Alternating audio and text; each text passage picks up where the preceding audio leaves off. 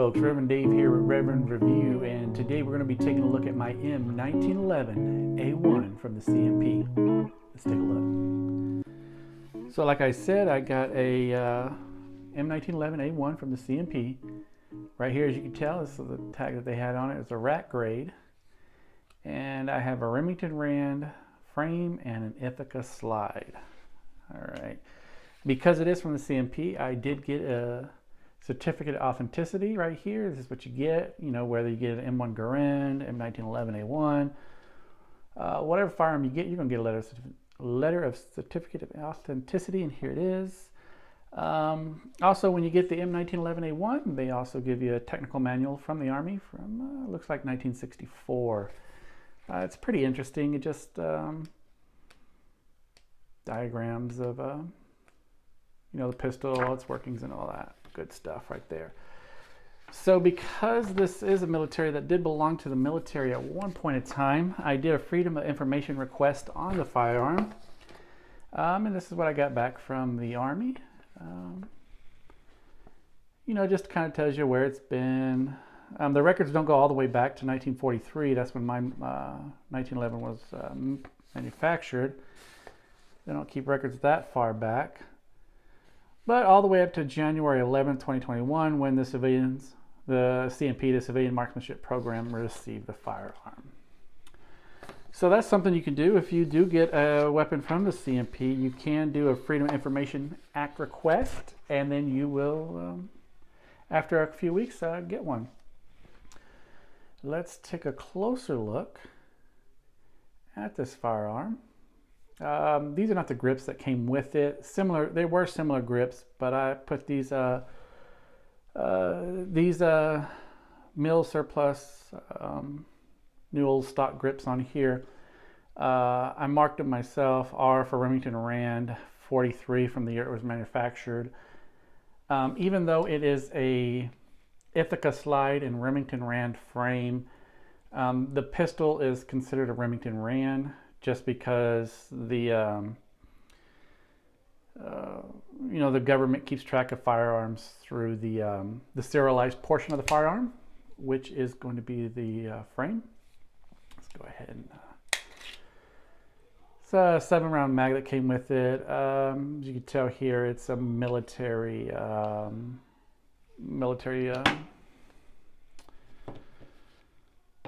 surplus mag. It's got good rifling.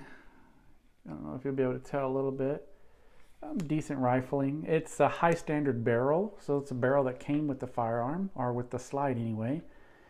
High standard. Did make barrels for Remington Rand and Ithaca. As you can see on this firearm, it has no, it doesn't have any what's it called, refurbishing marks on it. You know, or in the early 60s and 50s when they were doing that, they'd put like SA here for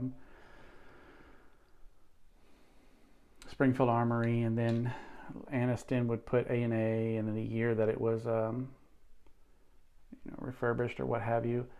There's no refurbishing marks on it, but it may have been refurbished at one time. The bluing wear, or the parkerization wear and stuff on this firearm for the frame and the slide seem to match. Which means they've been together for a long time. Obviously it wasn't made, or it didn't come out of the factory in World War II with this, probably, more than likely not. But at some point when the frame and slide were matched together, it probably stayed like this for the majority of its life. Doesn't appear to have been refurbished, but it could have been. I'm just going to let you see the outside. It does have an Ithaca hammer, late war Ithaca hammer.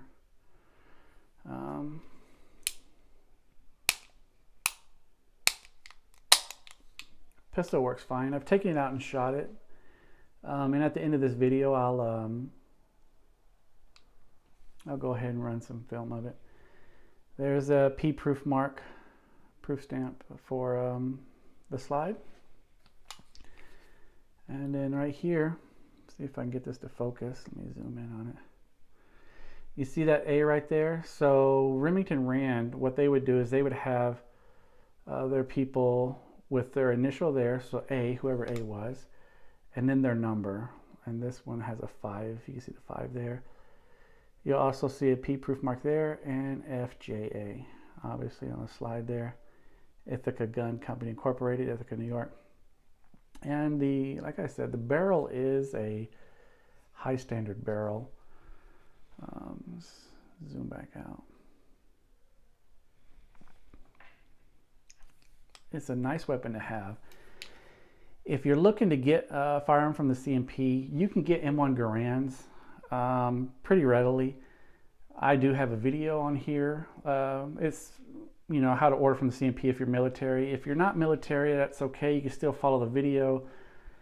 You'll just have to provide some other proofs of identification and so forth. And the same process is for the M1911A1 for their 1911s. However, they're not taking applications right now because they're still at the making of this video in January 2022. They're still fulfilling orders from round 2 when it ended in March of 2021. But at some point they will hopefully have round 3. Now once you order a 1911 from the CMP, you can no longer for the rest of your life ever order M1911A1 from them ever again. So this is your one and only shot. It's what you get. I did choose rack grade. I guess round 3 my wife will order one and gift it to me. Hint hint, if she's watching. So anyway, yeah, this is my M1911A1. I thoroughly enjoy it. Happy to have a piece of history. One disappointing thing about this was that when I received my M1911A1 from the CMP, I got this case right here. I was hoping to get one of their Pelican looking cases, those tan ones with the CMP printed on it. That's not what I got. I guess they've got a lot of 1911s and they're fulfilling orders as quick as they can. Sometimes when they call you and tell you your number's up or your number's ready, they'll tell you there's only rack grade or service grade or field grade available. When they called me, all 3 grades were available. Rack, field, and service. Like I said, I picked rack. I was hoping to get something like this. I noticed that some of the service grades, that have been refurbished and stuff, and they have the marks here, they were coming with mismatched slides and frames, and so I picked a rack grade, hoping that it hadn't been refurbished, hoping that it was still going to be original frame and slide, but that's not what happened. But I'm still happy with this. If you've gotten an M1911A1 from the CMP, go ahead and let me know in the comment section below. Let me know what you got, what you think, what you feel about it. Again, if you like my video, give me that thumbs up, hit subscribe, and I'll see you again. This is Reverend Dave for Reverend Review.